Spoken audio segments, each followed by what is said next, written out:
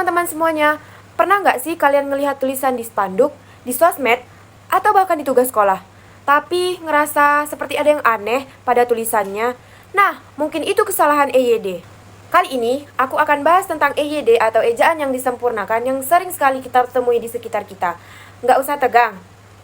Yuk, kita bahas. Nah, sebelum kita bahas, apa sih EYD itu? EYD atau ejaan yang disempurnakan adalah aturan penulisan bahasa Indonesia yang digunakan untuk menyatukan cara menulis yang benar dan sesuai kaidah bahasa. Sayangnya, masih banyak kesalahan-kesalahan EYD yang sering kita temui. Mungkin tanpa sadar, kita sering melihat atau bahkan kita membuat kesalahan dalam penulisan bahasa Indonesia yang seharusnya kita hindari. Mari kita lihat contoh yang pertama, yaitu pada spanduk warung makan di Bakso Gajah Mungkur di Jalan Hang Tuah. Yang pertama, kesalahannya yaitu, kesalahan yang ada di spanduk tersebut adalah penulisan orange syrup. Nah, jenis kesalahannya yaitu penggunaan bahasa Inggris atau kata serapan belum disesuaikan. Jadi, seharusnya kata orange masih menggunakan bahasa Inggris. Lalu, seharusnya diserap ke bahasa Indonesia menjadi oranye atau sesuai dengan EYD. Jadi, penulisan yang benar yaitu sirup oranye. Nah, kita lanjut nih ke contoh yang kedua, yaitu spanduk turnamen futsal di Jalan Wonosari Barat. Nah, kesalahan yang terdapat pada spanduk tersebut yaitu pada kata change your team on the games. Penulisan masih menggunakan bahasa Inggris. Dimiringkan untuk menandai kata asing. Untuk menandai kata asing seperti kata di atas, penulisannya seharusnya dimiringkan. Jika ingin tetap konsisten menggunakan bahasa Inggris. Namun, jika tidak dimiringkan, harus diterjemahkan ke bahasa Indonesia. Pada spanduk tersebut tidak hanya satu kesalahan EYD saja, tetapi ada dua kesalahan EYD yang ditemukan, yaitu pada kata sponsor by.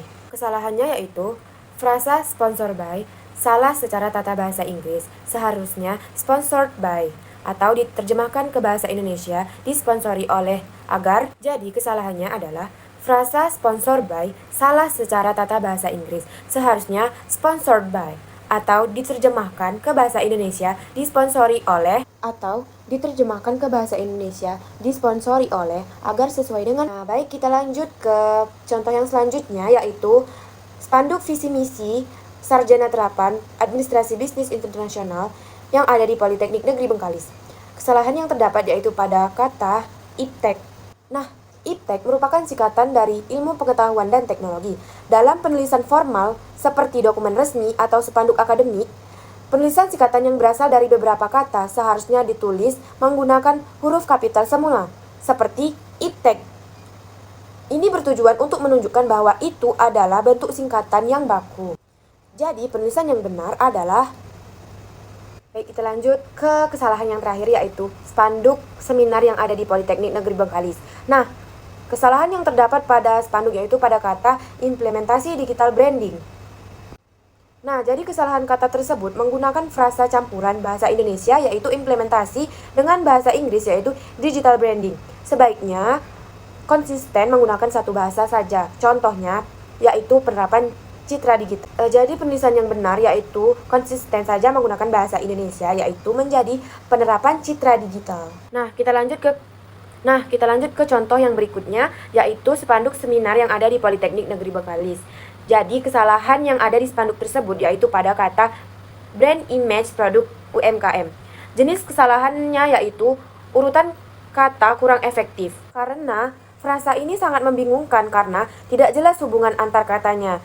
Seharusnya citra merek produk UMKM lebih sesuai dengan kaidah bahasa Indonesia. Nah, jadi teman-teman, kesalahan-kesalahan EYD seperti ini sering sekali kita temui di spanduk, media massa atau media sosial, atau bahkan di tugas sekolah kita. Padahal penggunaan EYD sangat penting untuk memperjelas makna dan tujuan bahwa kita itu menghargai bahasa Indonesia.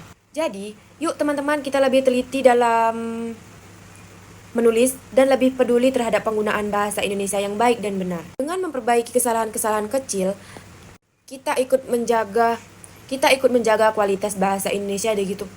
Dengan memperbaiki kesalahan-kesalahan kecil seperti ini, kita ikut menjaga kualitas bahasa Indonesia yang digunakan di kehidupan kita sehari-hari.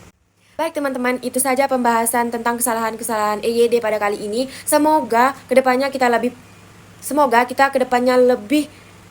Semoga kita ke depannya lebih peduli terhadap penggunaan bahasa Indonesia yang baik dan benar. See you. Sampai jumpa.